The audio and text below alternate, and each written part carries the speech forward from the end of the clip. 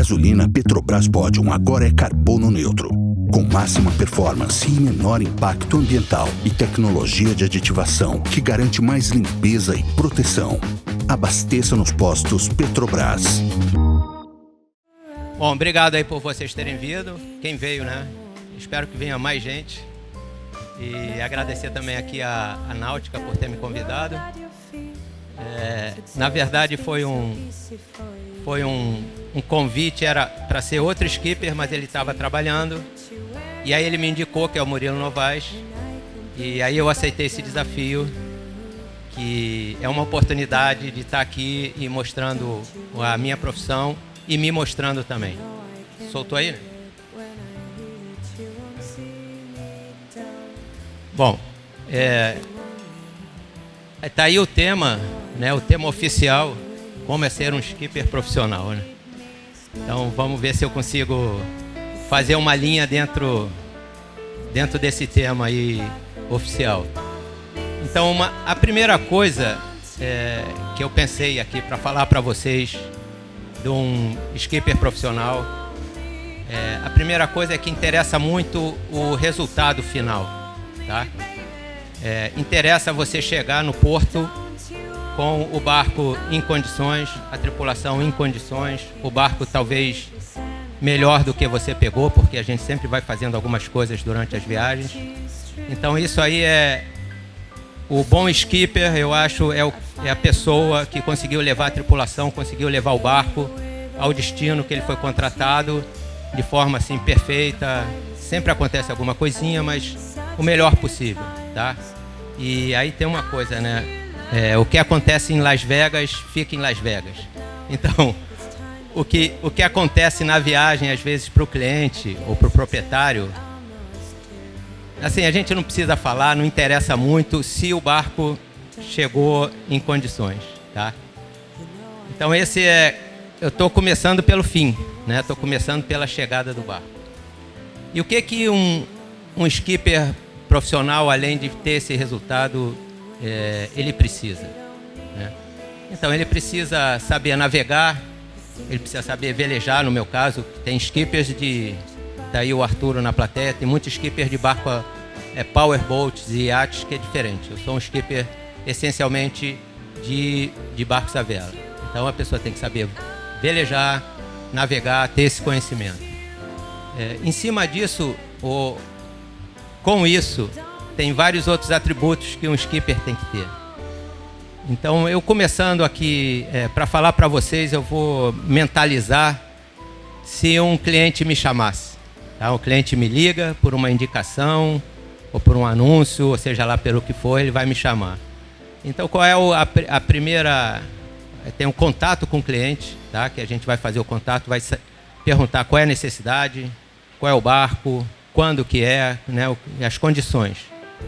E aí a gente vai começando a fazer um diálogo, e nesse diálogo eu vou vendo uma coisa importante, como que é o barco, né? Eu vou estar no barco, responsável por uma tripulação, então eu tenho que saber o equipamento que eu vou estar montado em cima. Eu começo a sondar o barco. Então, exemplos. Tem catamarãs novos, zero bala, 0 quilômetros que eu sou contratado. É um tipo de barco, uma condição de barco que eu vou encarar.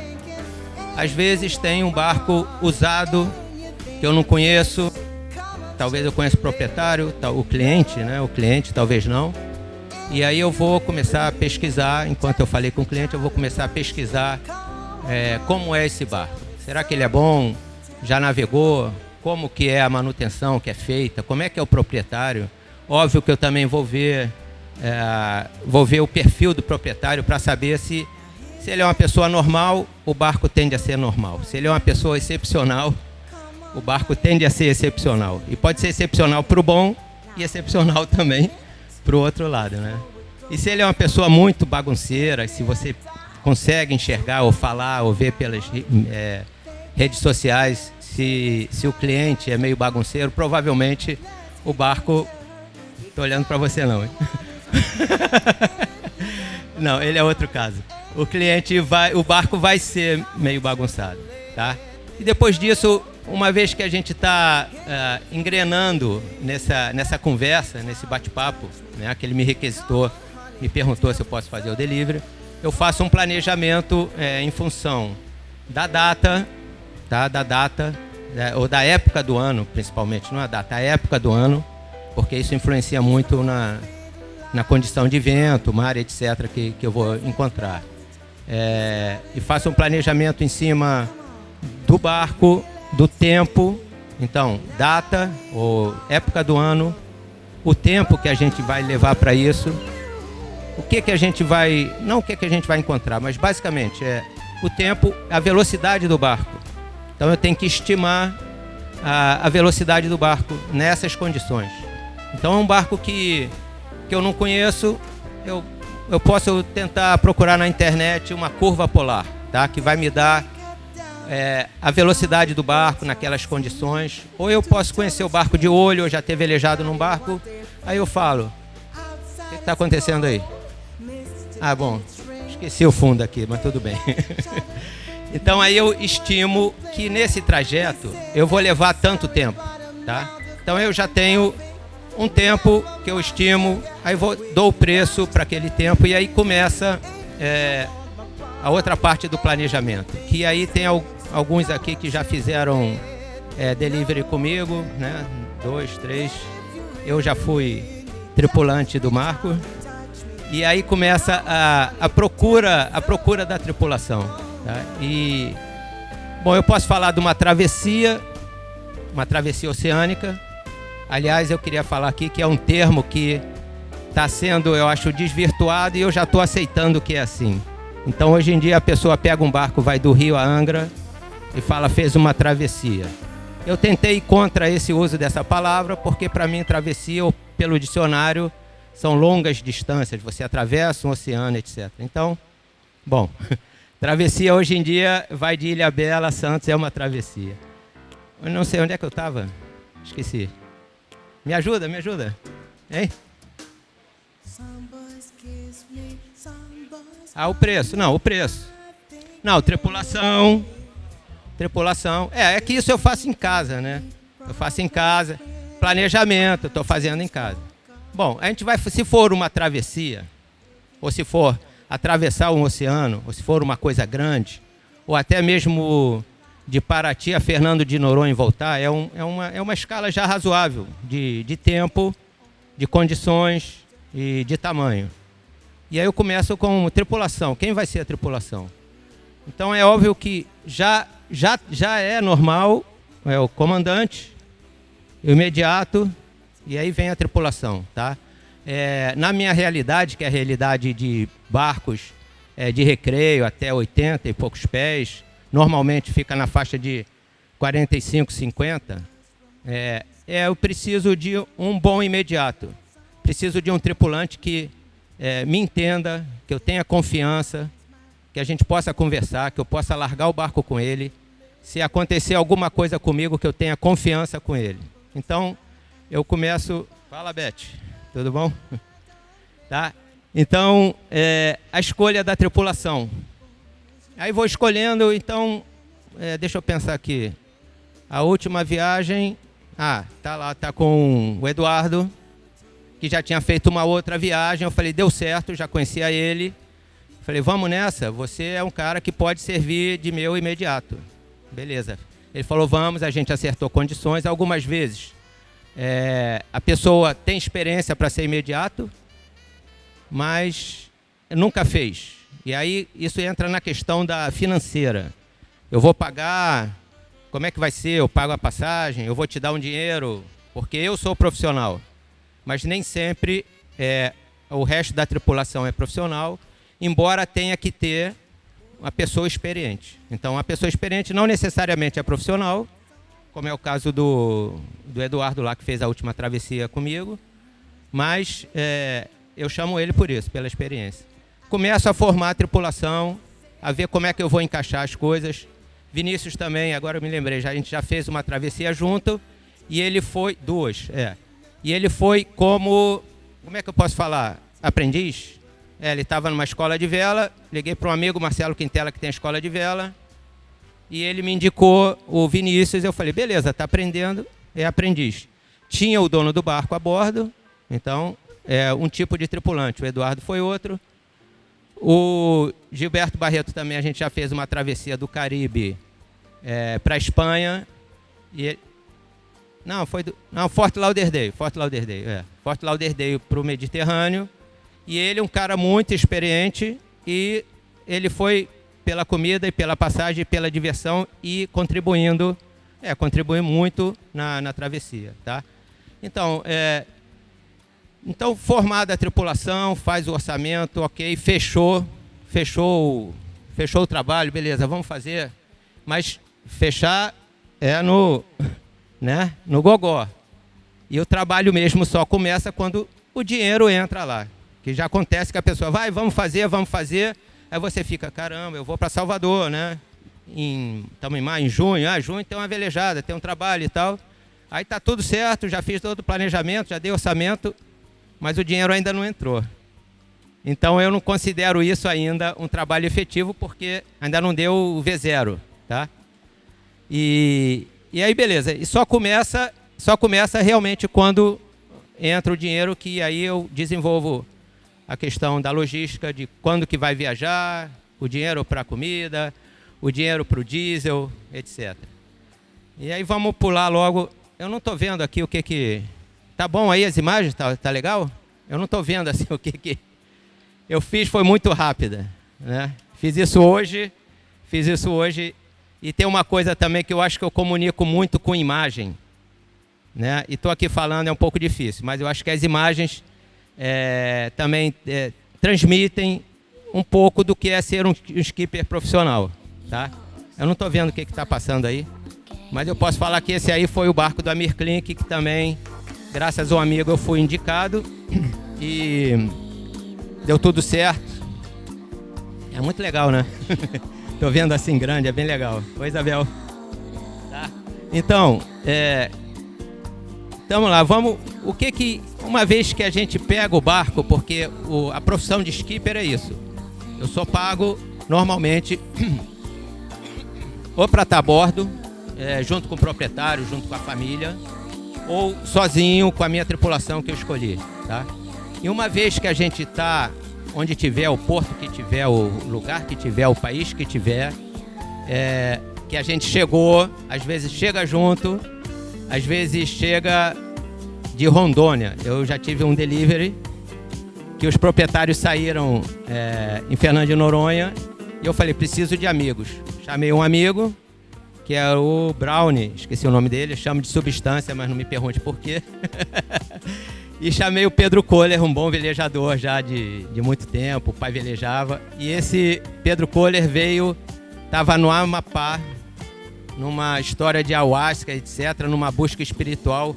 E quando ele chegou no barco, impressionante, ele trouxe o cheiro da roça e as pulseiras de índio, né? Então o barco virou uma cozinha de roça. Ela estava impregnada. Bom, mas às vezes eu já viajei junto com ele eu acho que não sei, ele também viajei separado. Chega a tripulação, a gente começa, então tem o planejamento. Para fazer o delivery de um barco, a gente tem que preparar o barco. Então sempre tem um escopo dentro do trabalho que é um período para preparar o barco. É fundamental, você não pode entrar num barco e sair. Então eu tenho que dar uma revisão geral no barco, alguns itens muito especificamente, outros eu bato o olho, já dá para ver. E a gente começa nessa preparação. Isso aí ele estava. Né? É o barco Loba, está lá no balão. E aí, a tripulação, às vezes, eu chamo os amigos, que nem tem os presentes aqui. E algumas vezes, por conta da concorrência, que tem, eu estou falando isso da Europa, os barcos muitas vezes vêm lá da França, que são os estaleiros Beneteau, Jeannot, Bavária, Lagoon, etc., Excel, que os franceses também fazem o trabalho que eu faço. Também tem skippers profissionais. Só que eles têm uma pegada diferente. Eles vai o skipper, e ele aluga, ele subloca o barco. Ele vende vaga no barco. Obviamente ele deve fazer lá o critério dele de escolha da capacidade dos skippers, mas o francês tem muito essa coisa de overseas adventure, né? Ele gosta de viajar e tem essa onda lá na França que as pessoas pagam para ter essa experiência que eu sou pago para ter, né? Entendeu? Então, dentro dessa concorrência, o que acontece? Os franceses conseguem fazer um contrato com o cliente um pouco mais barato do que o meu. Por quê? Porque ele vai ganhar em cima do aluguel que ele está pagando, do tripulante que ele não conhece, que ele está... Olha o áudio aí, né? Pedro, tá legal o áudio? Tá bom? Tá bom, né? Parece que falha. Bom, e aí eu quero falar que... Olá, oi, deu. E aí eu quero comentar que tem vezes que eu contrato outros skips ou tripulante profissional, por exemplo, o Daniel, que está aqui presente, um velejador. Se eu fosse contratar para estar comigo, eu ia pagar ele, porque ele é um profissional da vela, ele é um bom velejador, navegador, então ele seria um tripulante pago. O Eduardo seria um tripulante que vem mais na amizade, o cara está aposentado, veleja bem, é brother, vem, eu pago tudo, vamos aí. Na última até paguei, né? Eu fiz uma viagem com ele que foi nesses termos, na próxima eu falei, não, agora também tá demais, né? Vou te dar aqui uma coisa simbólica boa, não é nem muito, como seria o Daniel, e também não é nem nada, como foi da primeira vez. E aí, para eu ganhar o trabalho, eu tenho que fazer um trabalho compatível de preço. Então eu só posso pagar ou contribuir para uma pessoa. E os outros, não sei porquê, várias vezes eu peguei as pessoas, encontrei as pessoas pela internet. Então tem sites de bolsa de tripulantes. Deixa eu ver o que está rolando aí. Isso é a regulagem de mastro do barco do Lars Grael, é isso aí, do Avorrai. É o Pedro, né? É o Pedro que está ali. Legal. Eu regulei. Olha só, ô Pedro. Dá agora, nessa coisa, dá o áudio alto do vídeo, por favor. Deixa o meu, tá? Vai, manda ver. Aí, vai chegar. Bom, isso é uma outra coisa que nos meus trabalhos, assim, o começo, isso tudo que eu tô falando é uma coisa um pouco estressante, assim, é muita... deixa passar o vídeo um pouquinho, que eu não vou falar, não.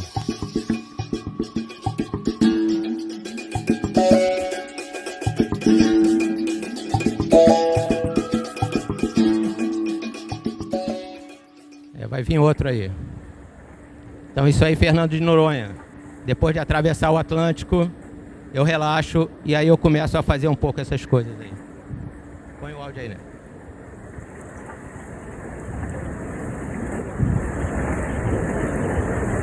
Não saiu.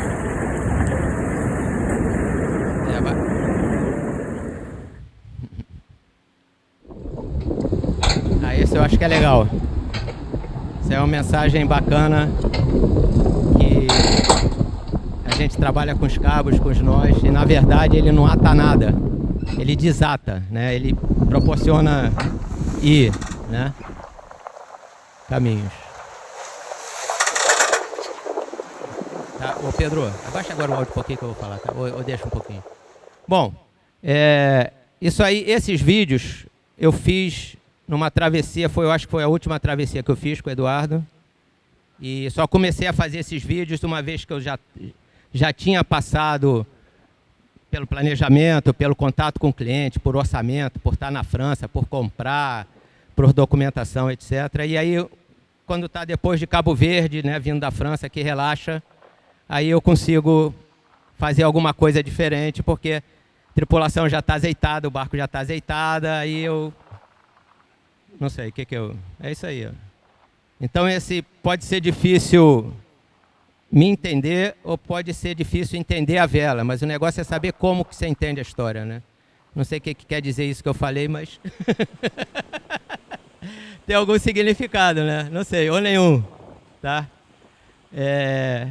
Bom, deixar o vídeo um pouco de lado aí. E, bom, uma vez que que a gente está preparando o barco, entram vários assuntos e vários atributos que o skipper tem que ter para aquela coisa funcionar, tá? Então, nessa parte de preparação, por exemplo, alimentação. Eu chego num barco e eu pergunto, sei lá, Macuia, o que você gosta? Muito. Você não pode passar sem. Aí o cara fala, chocolate. Eu falei, beleza. E o que você não gosta, que você não toma mesmo? Leite. Aí eu falo, leite não. Chocolate sim. Eu pergunto para o outro, o cara fala, Coca-Cola sim. Açúcar não. Eu falo, açúcar não. Né? E aí sim vai, a gente faz o menu. E eu não gosto de fazer compra, eu delego. Eu falo, cara, toma aqui o cartão, toma o dinheiro, vai lá no supermercado, panela, que é mais ou menos isso. E aí é bom que eu tenho umas surpresas, né? Não fica uma coisa também muito categórica e certinha. Chega aquelas compras, pô, beleza e tal. Aí a minha exigência na última travessia foi 6 ou 7 panetones. Porque panetone é um pão que lá na frente, lá depois de um mês, você abre e está fresco, está molhadinho, né? São algumas... E aí tem umas certas brigas, porque o cara chega com 5 litros de azeite. Eu falei, meu irmão, que isso, cara? Não, porque a gente vai ficar 45 dias velejando, muito azeite. Eu falei, tudo bem. Mas, cara, se cair essa garrafa de azeite, esse negócio quebra tudo, acabou. Então, né, eu falei, cara, você compra 5 garrafinhas de 1 litro. Melhor do que comprar, né? As pessoas têm essa concepção que, eu vou para o mar, vou comprar muito, aí compro um monte de biscoito. Eu falei, não, cara. Você compra 3 de um tipo, 3 de passatempo, 3 do outro, 3 de amendoim, 3 não sei o quê, porque senão fica comida de cachorro, né? Todo dia você come o mesmo sanduíche, o mesmo biscoito, né? Então eu falo, não, cara, vai... Aí eu dou esses toques, óbvio, antes, e tem essas surpresas. Bom, aí tem abastecimento, na parte de preparação tem documentação, e isso já foi uma coisa prévia também. Quer dizer, quando eu pego um trabalho... a gente tem que estar todo documentado, porque eu estou com um bem de alguém, eu estou com um barco de alguém, que custa muito normalmente. Subir.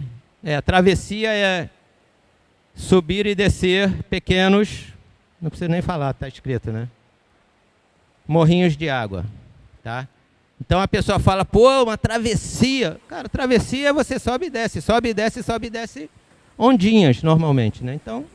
Isso aí é uma, assim, eu estava me expressando, é uma visão do que é o meu trabalho, depois de já ter feito várias coisas e está há muito tempo.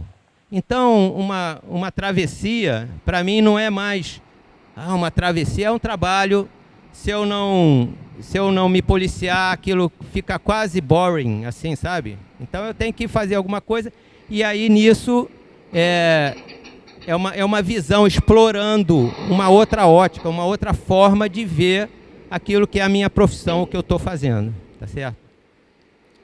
Aí a gente está ainda no porto, né, preparando o barco.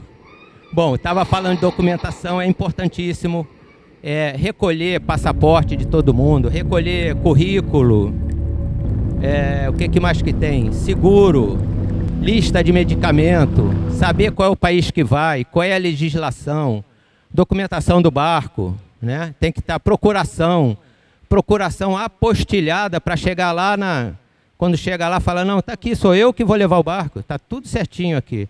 Já passou isso, eu estava com, quem era mesmo? O Felipe, ele não estava, a gente foi pegar o barco no Caribe, em BVI, Tortola, aí eu estava com toda a documentação certinha, né? Tudo que eu podia ter.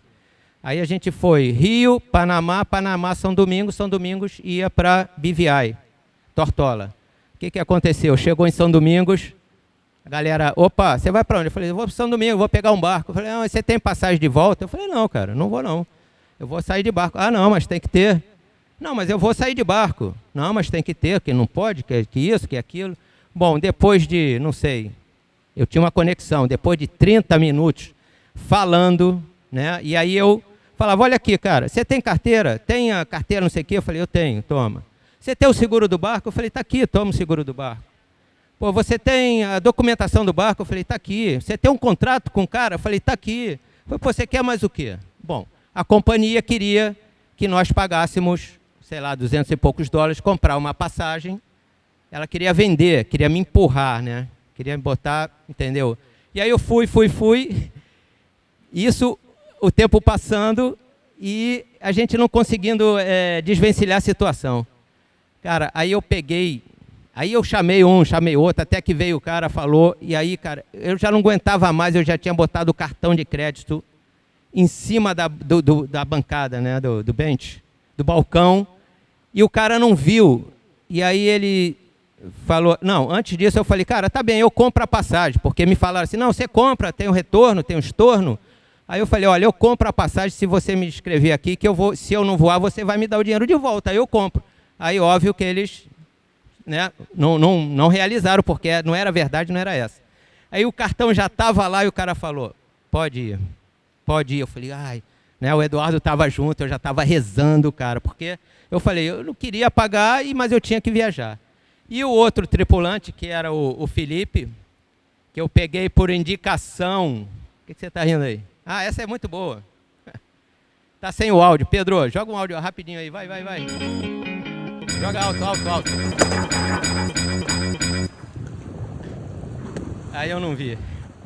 Bom, isso aí foram, eu acho que três ou quatro barcos da Marinha que passaram, dava para ver que era Marinha de guerra, provavelmente brasileira. Eu fiz o áudio. Põe um áudio aí, ô Pedro, por favor. Vou dar uma relaxada. A gente tá, eu acho que ainda no porto tem tempo de ver esse vídeo aí. Põe um áudio alto aí, por favor. Tá sem? Um hiato. Oi? Não um hiato do tempo. Não tem. Então esse áudio aí não veio. Mas isso aí foi um delivery que o Lars Grael me chamou para fazer junto com ele, junto com o Colin e a Renata. E o cara é mó fera, tá tudo bem, da Bahia para cá, de Salvador para cá. E aí nisso eu fiz uma coisa que foi muito legal, foi um hiato, porque isso foi durante a pandemia. Então eu chamo disso de um hiato, e eu falo que foi um hiato, mas não foi um hiato do tempo, porque o tempo não parou, o tempo não se alongou, o tempo sumiu. E aí eu falava que foi um hiato da terra no mundo. Então eu estava no mar, enfim. Isso é muito legal. Também tem que ter um pouco de coragem durante os deliveries, eu acho que eu sou um pouco audacioso nisso. E é a Maria Lachman, eu não sei, ela devia ter uns 17 anos, e ela tinha feito Optimist. Isso era um barco do Rio de Janeiro, ventaneiro, olha o vento que tá maneiro lá, de popa, né? E aí quando eu vi que ela realmente sabia velejar, pelo DNA que ela tem, né? Que ela, do avô, do pai, tá rindo uma cuia, né? Eu falei, pega aí. E aí era o maior ventão em popa e ela deu conta do recado aí, ó. Ela faz até uma cara.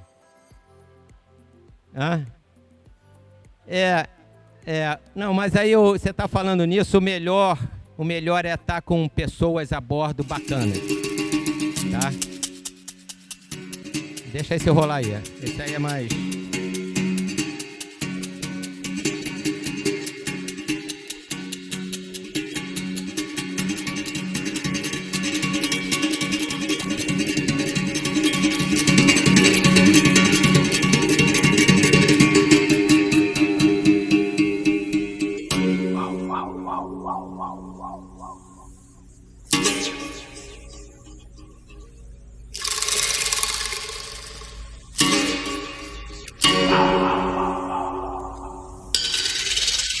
detalhes, né?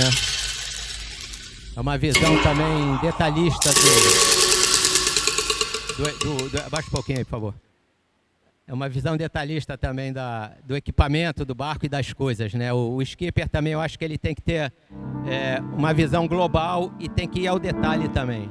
Aí deve aparecer um vídeo aí que eu falo que os detalhes são uns grandes aliados, né? Pequenas coisas ajudam muita gente. Ô Pedro, abaixa só um pouquinho, deixa o background aí, eu vou continuar falando. Tá? Tava meio perdido aqui onde é que eu tava.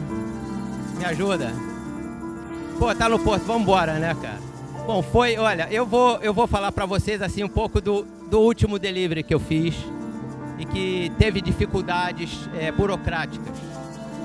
Licença da Anatel, documento da Marinha, porque obviamente somos brasileiros, cariocas, tudo fica para a última hora e teve essa dificuldade dos documentos do barco, a gente teve que ficar lá um pouquinho mais, que também não vou dizer que foi ruim, porque a gente continua os detalhes da preparação do barco. Então, quando a gente fica forçado a ficar no porto, o que a gente vai fazer? Eu não saio para ficar tomando cerveja. Então, se eu tenho que ficar 5 dias forçado no porto, bora trabalhar 4 dias e melhorar tudo. O que a gente pode fazer? Vamos ajustar, tem um negocinho aqui no mastro, vamos olhar o motor, vamos fazer isso. E num dia, óbvio, que eu dou aquela saidinha, né? Então, esse último delivery teve muitos problemas de ordem de documentação. Esse delivery foi de La Rochelle, que é na França, para Itajaí, no sul do Brasil, com a parada no Rio, durante o Campeonato Brasileiro de Snipe. Não sei se o Daniel estava lá. Não, né? Não estava, não. Tá? Mas, então, essa preparação, ficar no porto, normalmente é estressante. Tá? Normalmente é tenso, porque são vários itens que você tem que ir cumprindo, você tem que conseguir fazer isso, conseguir fazer aquilo, vai riscando o checklist. E uma vez que você parte e que dá hora, por exemplo, esse último delivery que eu te falei, era no inverno, dezembro, na França. E, bom, tem sudoeste, tem frente fria, lá no Golfo de Gascogne tem onda, esse é o pior de lá da história. Então é uma coisa tensa. E finalmente, quando a gente conseguiu sair, pronto, agora tá bom, o barco está super preparado, a gente teve tempo para preparar, o documento chegou, a comida está ali, está tudo bem, vamos. E uma passagem desse último delivery foi que o Eduardo fez um arroz no dia, se eu não me engano, na tarde que a gente saiu com muito vento, foi muito legal, né, com, sei lá, 30 nós. Mas não era o vento, não era o problema é que tinha muita onda, lá nesse Golfo de Gascogne faz onda. E os franceses, e isso é normal, as pessoas não saírem assim nessa condição, eles esperam mesmo no inverno uma condição boa, bem mais favorável para sair. Mas eu falei, cara, esse barco tem 51 pés, tinha a borda livre, era enorme. Eu falei, cara, essa onda vai dar para encarar, vai dar. Eu pensei, visualizei, estimei, e assim nós fomos. E aí o Eduardo fez um arroz e tal, e de noite o Eduardo falou, tô mal, não dá. E nós tínhamos 4 tripulantes. Eu, o Eduardo, um suíço que eu peguei pela internet, e um garoto mais novo, o suíço tinha a minha idade, e um garoto mais novo francês que eu peguei pela internet. Eu falei para o suíço, ferrou, agora sou eu e você, que Eduardo está fora. Tal. E aí a gente passou aquela noite, foi ótima porque teve muito vento, e a gente estava com a boa, apesar de ter onda e vento, mas estava indo na direção certa, né? E aí tal, passou, não sei o que, no outro dia ele melhorou, aí o suíço, pô, como você vai? Eu falei, já um pouco de azia. Moi aussi. Então, ele caiu, eu fiquei com azia, o suíço ficou com azia, e depois aí foi dando certo, tá?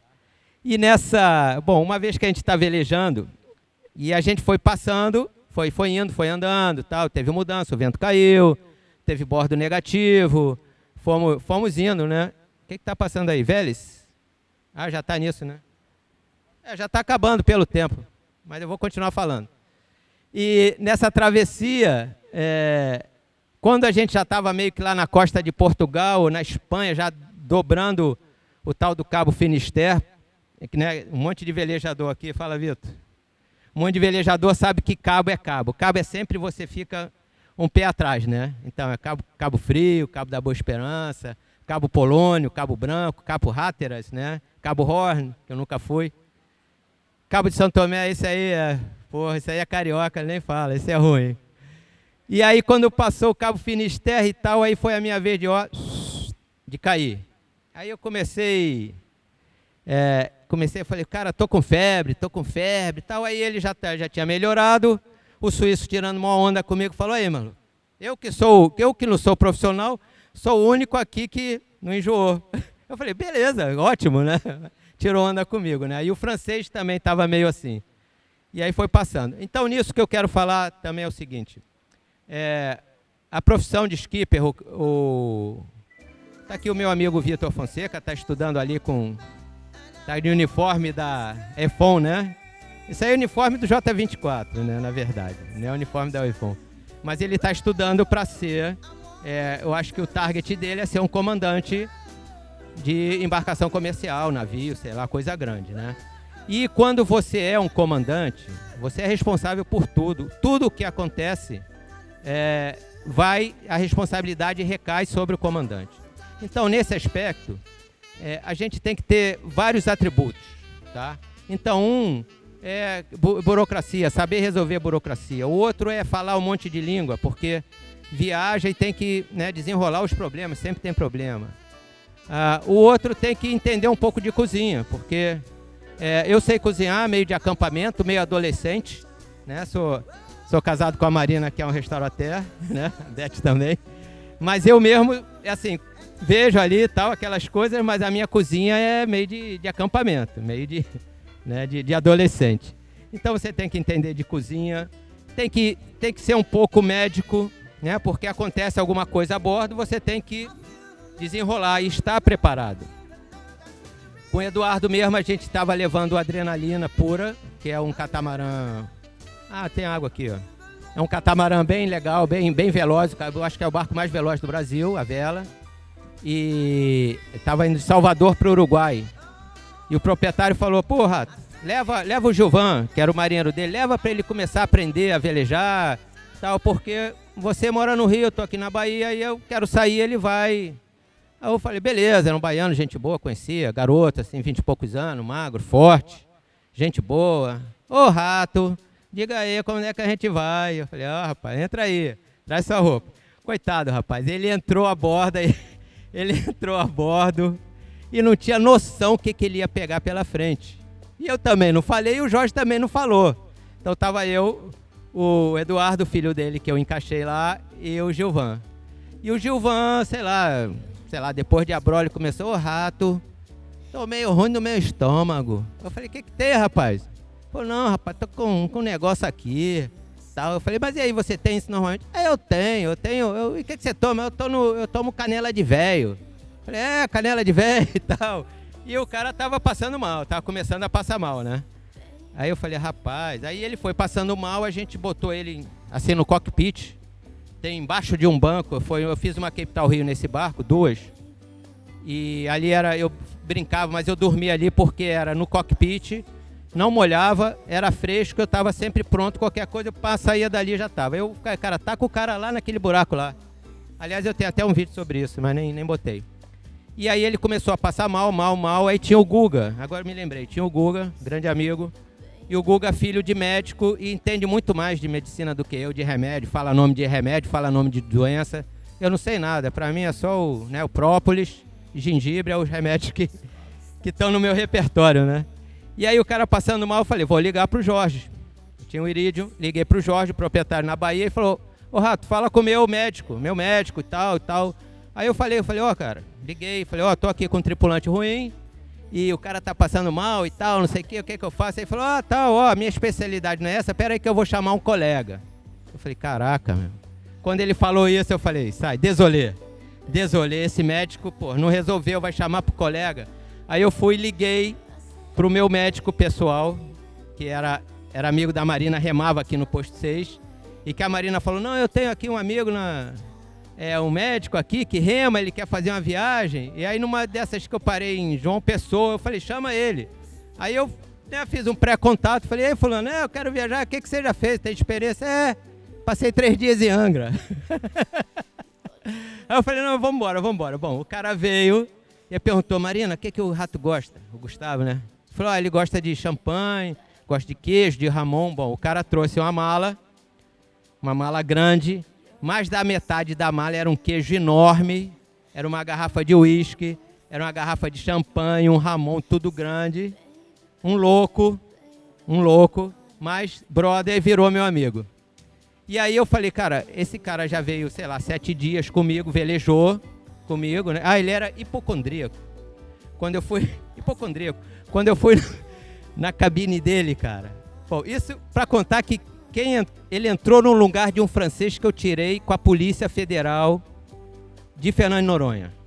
Eu tirei um tripulante, chamei a polícia, para você ver o nível. Então a gente tem que lidar, né, médico, né, burocrata, cozinheiro, psiquiatra, psicólogo, né, delegado, quase isso. Eu só sei que quando ele entrou na cabine, e o francês, ele enrolava um cigarro assim de fumar, né, de um fumo, de enrolar, ele enrolava embaixo, óbvio que não podia fumar dentro do barco. Eu falei, cara, beleza, você fuma, mas fura no cockpit. Só que ele fazia o cigarro dele na cabine. Quando eu olhava a cabine cheia de fumo, né, eu falei, puta merda, né, cara, e tal. Bom, o cara saiu, entra o médico. Aí um belo dia eu entro na cabine do médico, quando eu olho, cheio daquele papel, daquele alumíniozinho de remédio. Que ele tomava os remédios e ia caindo na cabine. Bom, e aí, voltando à história, eu falei, pô, Daniel, tô com um cara aqui que tá com isso aqui e tal, o estômago. Aí ele falou, ó, vamos fazer o seguinte, isso né, no meio do mar, pô, faz o toque aqui, aperta aqui, vê se ele não sei o quê. Eu já tinha dado, tem até um nome que eu não sei qual é, mas eu já tinha feito um levantamento do Gilvan, do tripulante, para pegar tudo, a vida dele, o que ele tinha sentido, o que ele tomava, atividade e tal. E aí o Daniel falou, já tinha passado isso para ele, faz isso, aperta aqui, dói não. E o Gilvan lá, cara, o Gilvan tava entregue às moscas mesmo, né? Aí ele falou, Rato, o cara não vai morrer não, vai embora. Ele já me conhecia, já sabia o que era velejar, ele é muito esperto, esse médico. 30 anos de clínica geral em hospitais. Então conhece de tudo e mais um pouco, né? Então foi muito... bom, o Gilvan chegou no Uruguai, né? E a gente tinha que voltar com o barco. Chegou, eu não parei, chegou vivo, né? Macabuzo, como diz lá na Bahia, assim, mas chegou lá no Punta del Este. E a ideia era ir lá, pegar uns equipamentos e voltar. Vamos embora, Gilvan? Não vou não. Não volto não, Rato, não volto não. Aí não teve jeito, tivemos que pagar uma passagem para ele. E o Eduardo também, por um erro de comunicação, o Eduardo e o filho que foram comigo, não sei porque eu entendi que o barco ia ficar mais, eles foram embora e eu tive que chamar, agora eu não me lembro quem. O Enzo e o Tubarão, né? Bom, enfim. Então, assim, o skipper profissional, ele também tem que ter esses atributos. Tá? Alguma coisa aí passando ainda? Tem, né? Tá rolando. É um símbolo que eu gostaria de usar num logo que eu não tenho meu. Eu acho que alguma hora vai aparecer um rato que eu tava no Maranhão, São Luís do Maranhão, uma parada forçada vindo do Caribe. E são os desenhos que eu adoro fazer também. E eu acho que isso aí impressiona os clientes, sabe? Porque pelo meu background, pelo meu estudo, arquitetura, etc., eu sei desenhar, gosto. E eu faço umas coisas, eu explico os problemas. Eu sou muito visual, né? Eu gosto muito de foto, gosto muito de desenho. Isso aí é uma coisa que eu acho que impressiona e é um plus para mim. Bom, mas enfim, eu estava no Maranhão, né? São Luís. Esqueci o que eu estava falando. Bom, e a Lu? Hello. Não reconheci. Bom, mas para vocês terem ideia, então, eu estava falando em documentação. Eu vou aqui, se der tempo, eu quero chamar o Arturo, que é da Azimuth Náutica, ele tem da escola Azimuth, ele tem uma escola de vela. E tudo isso que eu estou falando aqui é num nível de recreio, tá? Eu não sei como colocar os níveis, mas se você olhar aqui fora, você vai ter barcos de lanchas de 60 pés, não sei, de 90 toneladas, tá? Então, depois eu vou chamar ele vai falar um pouco sobre essa questão de habilitação e certificação de skippers e que eu sou o que eu sou pelo tempo que eu estou aqui, pelo tempo de profissão, tá? Mas tem o outro lado também da profissão de skipper, alguém que quer começar, que quer iniciar na história. Então, o que ele faz? Onde é que ele vai estudar? Como é que ele vai aprender? Aliás, essa palestra, ela era... o tema não era esse, não. O tema era como se tornar um skipper. Aí eu falei para o pessoal, cara, não vai dar, não vou conseguir ensinar como é que você se torna um skipper, né? É muita experiência, é uma trajetória grande. Vocês estão vendo aí? O Eduardo lá tá aí. E aí era uma... O que eu falei, Eduardo, da Karen Blixen, né? Que ela falava que Deus fez o mundo redondo para que a gente não enxergasse o fim do caminho. Eu botei nessa foto, eu não achei, mas é mais ou menos isso, né? Então você está olhando e não sabe o fim do caminho. E aí nisso que eu falei que é importante, documentos, etc., você ser Caxias, né? Mais Caxias do que o Vitor e os dois amigos dele não tem, né? Estão estudando na Marinha. Você não sabe o que eu falo com esse garoto aqui que a gente troca. Eu falei, rapaz, vai lá. E falou, não, a Marinha tem que fazer o requerimento, tem que isso, né? Mas tem que ser. Quando a gente é um profissional, não tem como. Você tem que ser careta, durão nessa questão. Lá em São Luís, nós paramos de noite, bom, num lugar, maré de 5 metros, nunca tinha ido. Olhei na carta, né, analisei, eu falei, cara, eu acho que aqui dá para parar. Aí eu fui, chegamos de madrugada, tomamos uma cerveja para comemorar, vindo do Caribe, parada forçada. Forçada não, assim, não era para parar, tivemos que parar. E aí tal, tomou a cerveja, foi dormir, eu fiquei no telefone com a Marina e tal, eu saí para fazer um xixi. Ou não, eu saí, aí eu vi um ferry boat passando pertinho, 5 da manhã. Aí eu fiz uma foto dele, 2 fotos. E aí, sei lá, entrei de novo. E aí fiquei no telefone. E aí depois eu fui sair para fazer um xixi para dormir. 5h30, sei lá. Quando eu olho assim, eu falei, caramba, cara, o barco andou. O barco não tá onde a gente parou. Andou longe. Eu falei, caramba. Aí eu falei, galera, acorda, acorda, acorda. Aconteceu alguma coisa aí, a gente agarrou, né? Maré de 5 metros. Eu não sei quanto era a corrente, nunca tinha ido lá, mas enfim, corrente forte. Bom, resumindo. O ferry boat, cara, assim, de má vontade, para não falar outra palavra, passou muito perto e cortou o nosso cabo.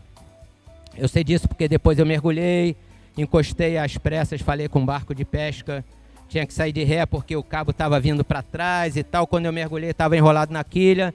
Aí eu vi o tipo de...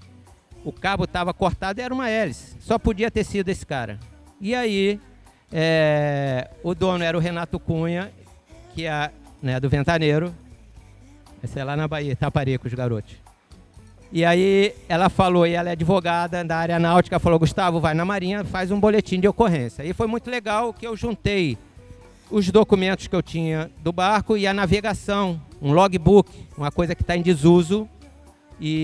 Mas assim, é legal. Aí o cara, você tem logbook? Eu falei, tenho. Sua carta está atualizada? Eu falei, tenho. Eu tinha feito um sprint screen da navegação, então eu entrei, não pelo canal de navio, que é, sei lá, 25 milhas para fora, é muito raso, mas eu entrei pelo meio, então estava o meu tracking todo dentro do canal, de noite, óbvio, pô, não conheço, lugar de maré grande, eu falei, eu vou por onde o navio vai, né, cara, que é fundo, né, bom. E aí é interessante, e aí eles me pediram toda essa documentação e o negócio rolou, lá em São Luís, e no final me chamaram aqui na Capitania do Esporte. Não é inquérito, não, é intimado para depor. Foi um depoimento, continuou. Isso é um lado legal também quer dizer, um lado legal. Eu gosto da Marinha, eu sou muito simpático com a Marinha. Eu acho que a Marinha tem pessoas muito inteligentes assim, no corpo dela, são claros, as leis estão escritas, a regra do jogo está escrita. Então está muito fácil de você interpretar aquilo e andar dentro da lei. E também eles fazem aquilo, não é lei por lei, mas são leis normalmente inteligentes. Arturo, chega aí, vem. Está falando em Marinha, aqui para dar uma quebrada. Eu não sei, bom, já passou o tempo. Chega, Arturo. Hã? Já tem que terminar mesmo? Então vem, Arturo, vem. Não, vem. Então aqui é o Arturo, que tem uma escola de capacitação náutica e vai falar um pouco do que eu não tenho ou do que eu deveria ter ou que eu não fiz mais porque eu já estou velho e consigo seguir. Não, obrigado, Gustavo. Você conhece o Gustavo há muito tempo, né? E quando eu soube que ia falar sobre isso, eu falei, legal, trazer o assunto das certificações, né? Eu sou oficial da Marinha Mercante, me formei aqui na EFON, e sempre meu intuito era como que os skippers, os capitães de barcos privados se qualificam, né? Bom, aí eu fui atrás desses processos, né? E há uns 10 anos atrás eu represento a International Yacht Training, que emite as carteiras de capitães de barcos profissionais, comerciais. Isso é um outro, digamos, gap que a Marinha não contempla muito aqui no Brasil, né? Mas existe a legislação de como que tem essa preparação, né? Começa com os Master of Yachts, aí que quando conheci o Gustavo, são capitães de barcos de 200 toneladas. É assim, as autoridades marítimas estrangeiras, elas têm um método, né? De acordo com a legislação, de acordo com a forma de avaliar e treinar essas pessoas, certo? A gente tem feito isso, né, ao longo desses anos e preparado os capitães que querem assumir profissionalmente essas embarcações, tanto a motor como a vela, né? E isso é uma coisa que existe há muito tempo. E eu acho que existe também esse problema no Brasil, que, por exemplo, a capacitação profissional na Marinha Mercante não é do mesmo nível que um skipper para um veleiro, não tem a mesma qualificação, certo? E também, pelo outro lado, o que existe pela Marinha Mercante não prepara das formas que um skipper deveria fazer, entende? Por isso que existem essas outras categorias, digamos, não? Só complementando isso. E aí, obrigado. Ele falou comigo anteriormente hoje, falou, cara, até a gente tem esse problema dessa capacitação que aqui a Marinha não reconhece. Então, estava falando muito bem da Marinha, mas obviamente ninguém, como um barco, não é 100% bom. Nem eu sou, né? Devo ser 10% bom. Mas, enfim, a Marinha também não contempla essa parte da certificação para barcos maiores, e eu estava conversando com ele, falou, a gente tem que fazer um lobby, tem que falar para mim, assim, a profissão que eu tenho de skipper ser reconhecida para barcos maiores. Então, a escola dele dá certificação que vale para o exterior, mas aqui não é válida. Aí começa a ter complicação, acontece alguma coisa, né, bater na madeira aqui, acontece alguma coisa, o seguro não vai querer pagar, o cara tem a certificação certa, tá, não tá? Então, é uma coisa que a Marinha poderia pensar melhor, como já pensou tem uns 3 anos, na regata Recife Fernando de Noronha, que exigia a rádio SSB. E é um rádio que está em desuso. Não está, é um negócio meio arcaico, está ficando arcaico, imagina. E aí foram, como é que eles chamam? Flexibilizando num período. E aí no fim, eu acho que 2 anos, as 2 últimas edições, deixaram... Ah, não, ainda não está, não. Essa foto não é minha, não, é bonita. Em Antigua. E aí deixaram os barcos participarem, tendo o Iridium, forma de comunicar, né? Ô, Pedro, se entrar aí Olha que legal isso aí foi lá no Maranhão, olha que foto louca. Esse barco tem 2,40 metros de calado. Eu fui no Maranhão, né, que eu falei, São Luís, forçado. E aí eu falei, né, o cara que tinha a veleria e que ia nos dar suporte, ele falou, não, pode parar lá, para lá. Aí eu olhei na carta e falei, cara, mas aí quando a maré baixar, não, pode parar, pode parar. Eu falei, cara, vou acreditar, né? Ele falou, pode parar. E deu nisso. O barco tinha afundado e deu certo. Eu só mostrei a foto depois que eu consegui sair para o proprietário. Tá? Olha, tá chegando ao fim. É bem legal. Quando eu olhei essa foto hoje, eu imaginei que fosse as montanhas do Rio e um astro, né, e um sol. E aí depois eu vi que não era, é um buraco numa borda de um barco e um desenhozinho para a água escorrer na borda do barco. Tá? Então tá bom que vai terminar, vai ter um videozinho aqui. Pedro, quando apareceu um videozinho branco... Não, vai finalizar agora, já terminou. Tá? É só o vídeo. Esse aí, joga o áudio aí, joga o áudio. Manda. Isso aí é um vídeo que eu copiei da internet, mas eu acho que para finalizar é ótimo.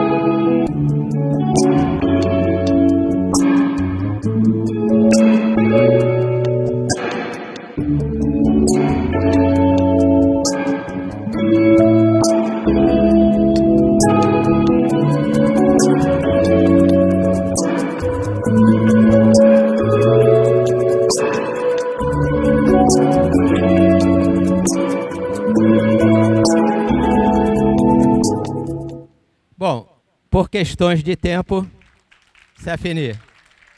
Obrigado. Obrigado aí pela presença de vocês. Não corta não, nego, só agradecer aqui, tá? Obrigado pela presença de vocês. Eu queria aqui agradecer um monte de gente que me ajudou muito nessa trajetória, não está aqui. Eu acho que o Macuia, você se lembra do Chess?